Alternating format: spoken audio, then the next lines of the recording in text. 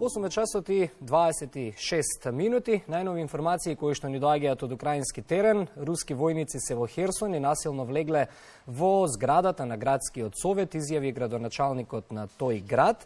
Во објавата на Facebook, напишана околу 22 часот вчера вечер, градоначалникот на Херсон Игор Коликаев изјавува, односно пишува: вооружени гости влегоа денеска во градскиот совет. Јас и мојот тим сме мирољубиви луѓе, немавме оружје и агресија од наша страна. Немаме украински вооружени сили, само цивили и луѓе кои сакаат да живеат овде. Ние имаме и подготвени инсерти од најнови видеоматеријали од Харков, доколку се подготвени колеги од режија, може и да ги погледнеме. Снимките од надзорните камери потврдија дека руски оклопни возила имало во градот, но не е јасно дали русите го контролирале целиот град, бидејќи украинските власти негираа дека градот е под руска контрола и дека борбите се уште траат. Коликаев рече дека преговарал со напаѓачите. Во меѓувреме подсетуваме дека денеска се очекува да продолжат и руско-украинските преговори, се најавува нова рунда преговори. Во меѓувреме Зеленски изјавува дека се уништени плановите на непријателот. Да, тоа беа најновите видеоматеријали од тој град. Во контекст на руско-украинската криза секако ни стасуваат нови информации, од минута во минута ги следиме и анализираме во продолжение во следниве 20 на минути во Македонија наутро. Ја поздравувам нашата гостинка и соговорник Весна Поповска, универзитетска професорка по меѓународно право. Весна, добро утро и добре ни дојдовте во Македонија наутро. Прво, би сакал во оваа анализа со вас да почнеме со нешто за што помалку се зборува некако во медиумиве како почна кризата. Имаме војна пред се на термини. Од една страна некои држави употребуваат војна операција како што е Русија, тука беше и министерот за одбрана на Бугарија, па затоа и беше разрешен. Од друга страна некои употребуваат само војна, па ајде малку во првото прашање да се задржиме во тој контекст. Добро утро, Ване, ти благодарам за прашањето и за тоа што се усврна на нешто што не толку се разговара во контекстот. Дефинитивно се работи за војна на де-факто, војна во реален вооружен судир. И таа категоризација доаѓа од фактот што во меѓународното право генерално има една доктрина што има развиена меѓународниот суд на правдата, која се вика Скелен ефект тест. И генерално не е важно, дури 24 часовна борба може да се смета за акт на војна, заради интензитетот на судирите. Така што без оглед како ја нарекуваат операцијата руските власти, операцијата, односно се работи за де-факто војна, а секоја војна практично се води преку воени операции. Така што е малку игра на зборови, но е војна во контекст на меѓународното право и во контекст на примената на меѓународното право, затоа што генерално со отпочнувањето на војната, со напад на една држава врз друга, почнува да се применува меѓународното право за вооружен конфликт. И почнува поинаку да се применува целото право и целиот контекст. Така. И Русија се повикува исто така од една страна на меѓународно право, од друга страна се повикува и Украина. Тука не беше и приказната од руска страна за самоодбрана, се повика и на повелба од страна на Обединетите нации. Како се тоа можеме да го протолкуваме? Руските власти се повика, односно ги образложија своите акти дека се во согласност со повелбата на Обединетите нации. Не ја спомна самоодбраната си уште колку што сум барем јас во тек. Меѓутоа претпоставувам дека ќе се обидат така да го категоризираат нападот како самоодбрана во некој поширок контекст, затоа што повелбата на Обединетите нации генерално го забранува, односно не го забранува, го ограничува употребувањето на сила во односите помеѓу државите. И така, член 2 од повелбата вели to restrain, значи државите треба да се воздржат од употреба на сила. Има два исклучока. Двата исклучока, едното е за наметнување на светски мир и безбедност со одлука на Совет за безбедност, другиот е обичајното или инхерентното право на самоодбрана. Сега, околу правото на самоодбрана, во праксата постојат многу различни, многу растегливи примери. Сме слушнали, значи најчесто се зборува од теоретичарите за интерцептивна, преемптивна, антиципаторна самоодбрана како термини. Обично ова е контекст временски, значи една по друга може да се поместат. Интерцептивната е кога е пресретнувачка, кога се треба да се одговори на напад што е веќе започнат. Антиципаторната е најдалеку поставена во временскиот простор, како да се одврати и нека потенцијална интна закана. Преемптивната е пред антиципаторната, значи она иминент или временската рамка не е толку блиска како е претходната. Се претпоставувам дека понатаму аргументацијата би го употребиле тоа, меѓутоа во овој случај имаме непочитување на основните 4 принципи на меѓународното хуманитарно право или правото за вооружен конфликт. Она што од 1907 година наваму се развива со Хашките конвенции, потоа со Женевските конвенции. Тоа се правила што се прифатени како обичаено право. Четирите основни принципи се принцип на војна потреба, принцип на пропорционалност, принцип на хуманост и принцип на дистинкција. Значи, кога се одвива еден акт на војна, и дури кога е тоа во самоодбрана, државите се обврзани да ги почитуваат овие принципи. Ние во овој случај видовме напад и на цивилни цели, видовме напад и на цивилно население, и видовме употреба на сила. Дури се спомна и некои типови на оружје кои се недискриминаторни по својата природа, односно не разликуваат цивилни и воени цели. Така што ова е една сериозна активност, значи сериозен конфликт, така да го наречеме, затоа што scale effects се прилично високо поставени. Кога зборуваме за меѓународното право, пред неколку дена објавија украинските власти дека поднеле и тужба до Хашкиот трибунал. Не, до Меѓународниот суд на правдата во Хаг. До Меѓународниот суд на правдата, да, се извинувам, во Хаг. Ете, сега би сакал и во тој контекст малку да позборуваме и да го искористиме вашето гостување во Македонија наутро. Што тоа би значило за Русија? Тие веќе имаат и еден спор, како што Весна ми кажавте и во неформалниот разговор. Па дали можеме да очекуваме можеби ете и правна разрешница можеби на целата оваа ситуација после ова? Меѓународниот суд на правдата во Хаг е врховен судски орган на Обединетите нации. Значи, согласно повелбата која спомнавме, има свој статут, во статут се дефинира изворите на меѓународно право и така натаму. Тоа е истиот суд каде што имаше Македонија тужба за времената спогодба, ако се сеќаваш. Така. Генерално има веќе еден случај што е ongoing, што е активен, се однесува на непочитување на Конвенцијата за заштита од дискриминација и во делот на тортура и нехуман третман, некој, чинам се, од Donald Plains, од обвинувањата. Меѓутоа, тој случај се уште нема разрешница. Значи, сега 2022 требаше страните последно, мислам дека април и декември беа термините да ги достават последните одговори на меѓусебните обвинувања и одговор, значи тужба и одговор на тужба, да го парафразираме тоа така во контекст на да поразбирливо во контекст на национално право. Ова веќе ќе е втор случај или втора тужба што се поднесува од страна на Украина против Русија. Ќе видиме, тоа ќе биде во секој случај важно за меѓународното право и за изворите на меѓународно право, затоа што оваа доктрина на преемптивна, антиципаторна или интерцептивна самоодбрана стана многу опасна. Тоа е доктрината која наметна Буш. Меѓутоа, праксата не докажа дека има за неа правен основ се уште. Така што ова ќе биде важно во тој контекст. Меѓутоа, колку тоа ќе помогне на Украина, не сум сигурна, затоа што меѓународното право за жал нема механизам на коерција или на присила. Околу барањето за брз влез во Европската Унија на Украина, би сакал да го прокоментираме и тој момент. Пред неколку дена исто така се случи. Официјално беше поднесено од страна на Зеленски, се обрати пред европратениците. Што во контекст на ова можеме и ние да очекуваме како земја? Да, го видов, го проследив говорот на Зеленски, кој беше многу емотивен и најде на многу позитивни реакции во Европскиот парламент. Верувам дека чекорот е оправдан и е добар потек од украинска страна. Европска Унија до сега немала таква практика, но немало ни ваква ситуација до сега со која сме се соочиле, нели, како општество и како ние како аспиранти, а они како Европска Унија генерално. Така што мислам дека генерално necessity is the mother of invention, или неопходноста е мајка на иновацијата. Мислам дека треба да се направи простор да се разгледа тоа барање. Тоа ќе ослободи и други фондови, ќе даде друга поддршка. Затоа што Зеленски кажа во својот говор дека ние покажавме кои сме, сега покажете и вие дека сте европјани. И тоа беше тоа доведе не само емотивна, на идеалистичка, на многу убава констелација на енергија, затоа што практично отпорот кој го даде украинската власт, настапот на Зеленски, како фино ја изменаџира кризата и како храбро се постави во контекстот, даде на нова димензија и на Европската Унија, но и на НАТО. И Путин, на несакајки, практично ги оживеа од клиничка смрт и идејата за европско обединување и идејата за НАТО.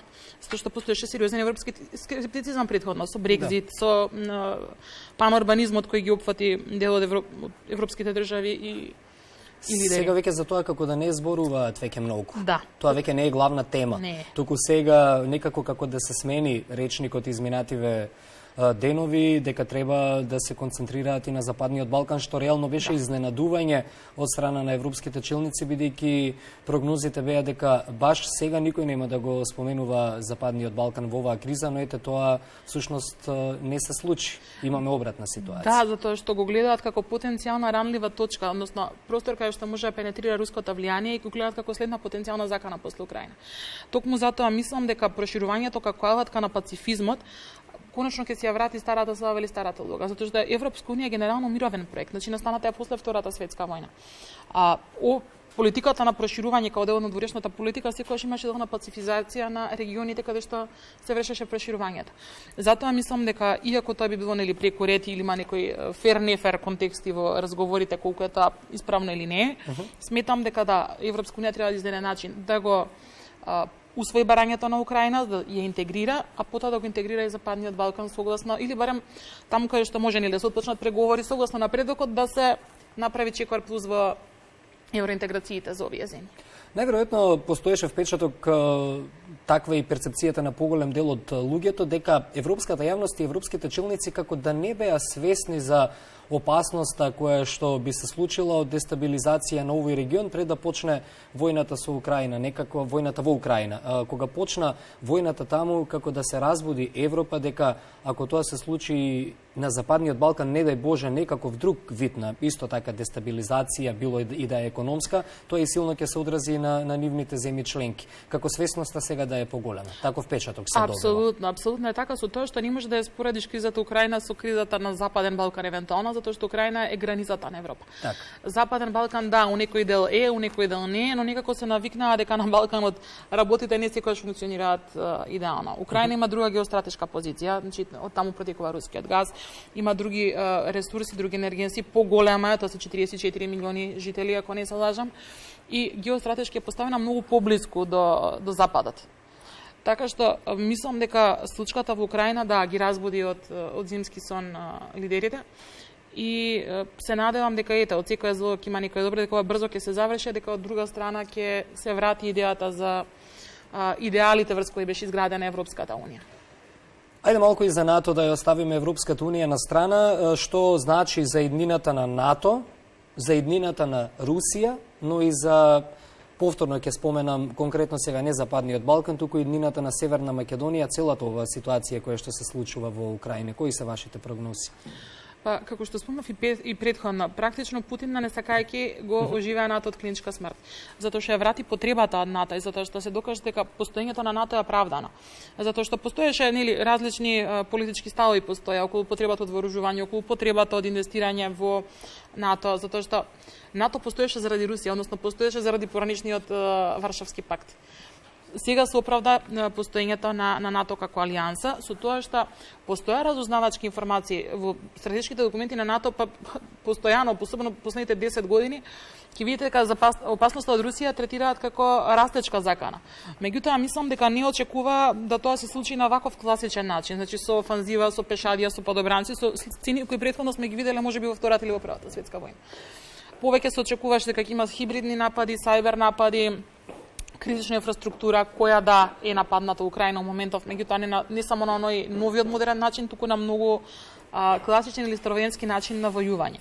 Така што верувам дека ваквата ситуација на фронтална конфронтација ќе има апсолутно влијание понатаму врз начинот на кој ќе се развиваат политиките на НАТО, ќе има влијание и врз подигнувањето на борбената готовност, ќе почне повторно да се трупа она покласичното оружје или вооружување, но исто така ќе има и проширен контекст безбедност и одбраната, затоа што тоа ќе се прошири уште повеќе на дезинформациите и на сајбер нападите, кои се дел од последните два стратешки концепти на НАТО, но кои сега добија друга димензија.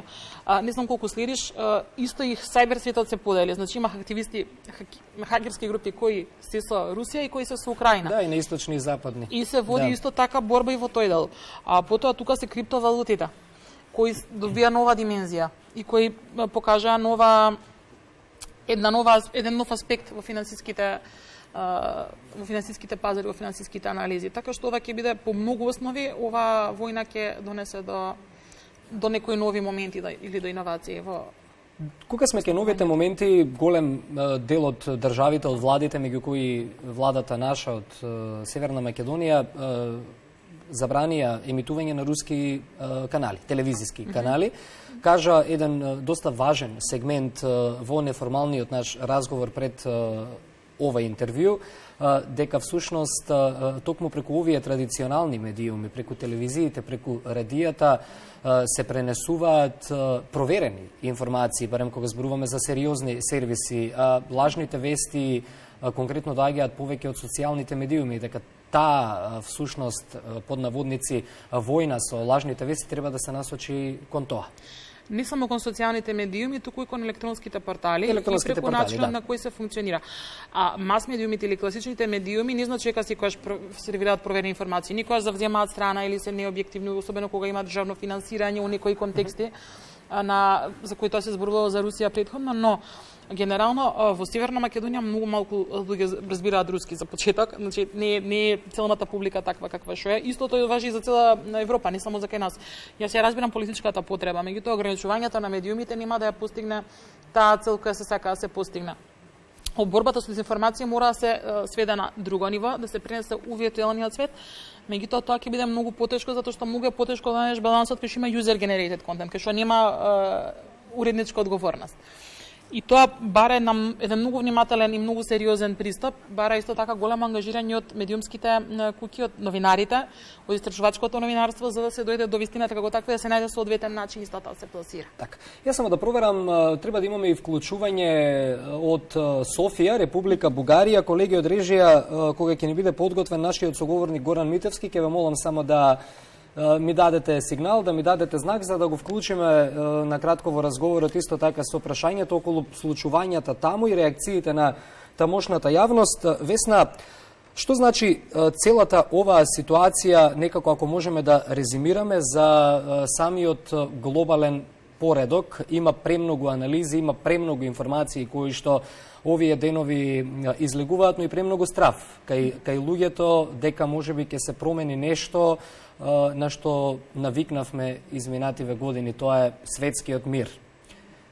Кој е твоето гледиште околу глобалниот поредок? Дари оваа криза ќе ги размрда, ќе ги измести темелите или се уште има надеж и со преговорите дека ќе се заврши ова за брзо на мирен начин?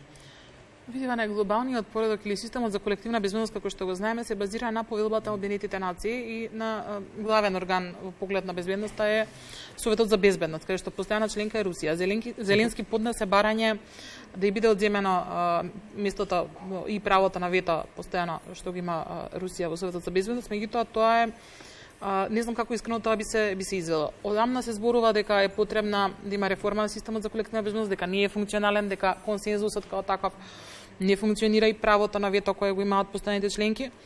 Меѓутоа, што ќе се случува, не сум сигурна, затоа што штом до сега не се постигна консензус по тој дел, мислам дека ќе е уште потешко да се постигне нов договор.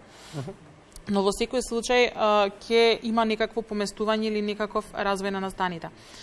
Има две опции сега во ситуацијата. Едната е Советот за безбедност да ја осуди агресијата, како што тоа го направи Генералното собрание, меѓутоа резолуциите на Генералното собрание, колку да се политички мокни, колку убаво и да звучат, немаат задолжителна сила. Тоа се меки инструменти.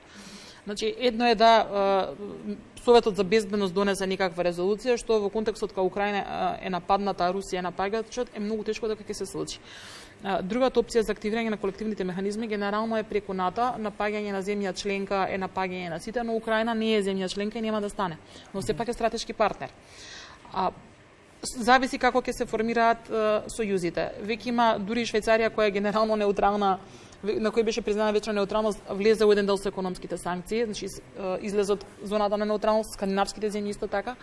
Така што имаме едно ново прегрупирање во односите меѓу државите.